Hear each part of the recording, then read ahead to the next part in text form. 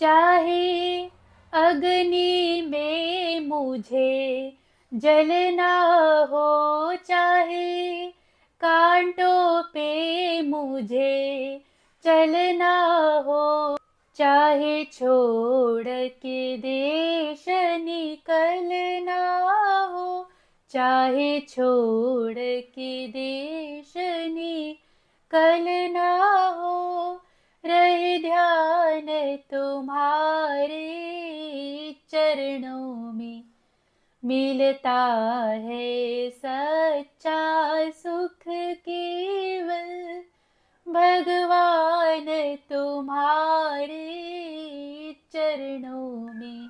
बंधु, ये एक भक्त का स्वभाव है कि चाहे कैसी भी परिस्थिति हो भगवान, चाहे कुछ भी हो जाए, परंतु हमारी एक ही प्रार्थना है आपसे कि बस हर परिस्थिति में हमारा ध्यान आपके चरणों में रहे। अब ऐसा तो नहीं है कि जो भगवान की भक्ति करते हैं या भगवान का ध्यान करते हैं उनके जीवन में कष्ट नहीं होते।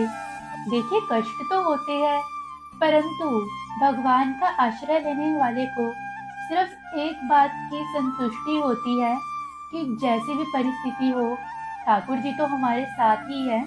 अगर ठाकुर जी साथ है तो एक ना एक दिन ये दुख तकलीफ भी खत्म हो ही जाएगी।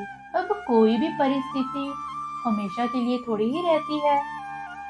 अब जिस प्रकार से रात्रि के अंधियारे के बाद सुबह होती है, उसी प्रकार से जीवन में भी कष्ट हमेशा ही नहीं रहते। नानक दुखिया सब संसार, सो सुखिया जिस नाम आधार। श्री गुरु नानक देव जी भी कहते हैं कि दुखी तो सारा संसार ही है, परंतु जो भगवान का नाम लेता है उसके जीवन में कष्ट होकर भी केवल और केवल एक नाम के भरोसे उसे अपने जीवन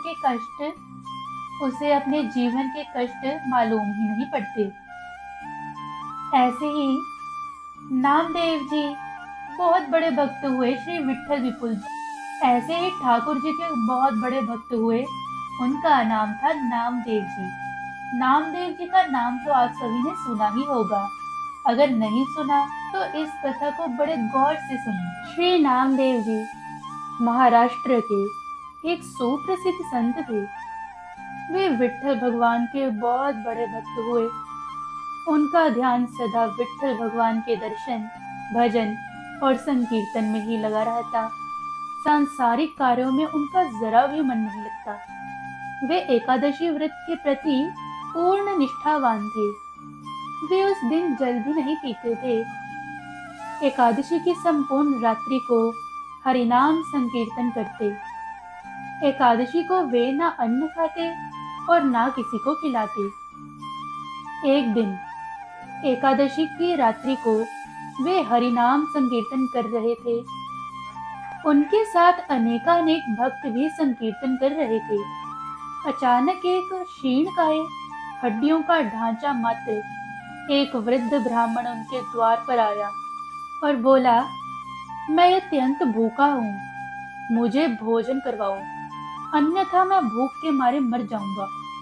श्री नामदेव जी बोले, मैं एकादशी को ना अन्न खाता हूँ और ना अन्न किसी को खिलाता हूँ।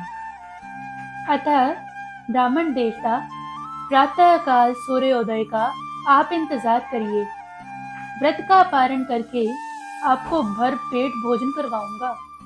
ब्राह्मण बोला, मुझे तो अभी के अभी भोजन चाहिए। मैं 120 वर्ष का बूढ़ा हूँ।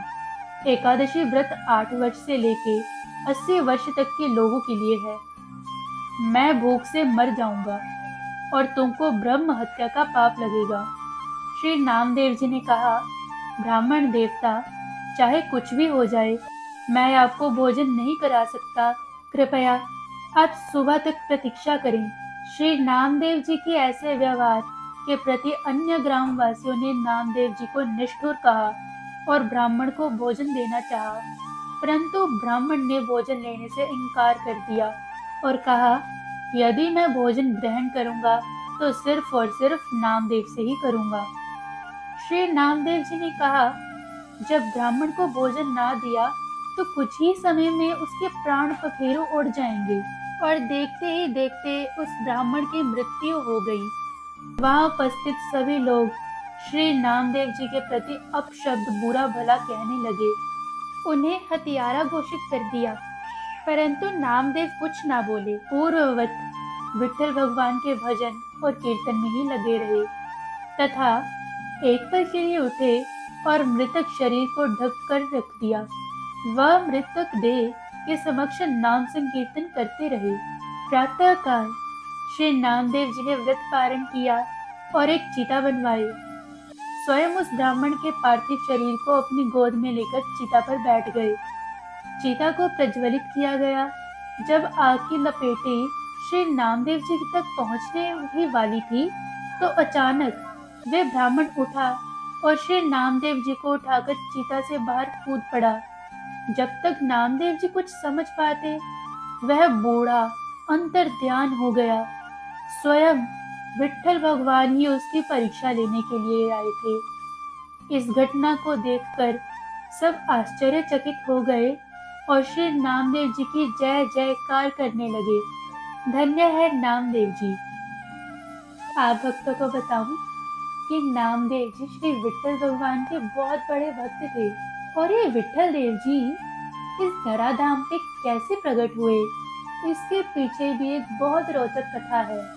अगर आप जानना चाहते हैं तो नीचे डिस्क्रिप्शन में दिए गए लिंक को जरूर देखें। एक बार सभी प्रेम से बोल दीजिए, जय श्री राधे।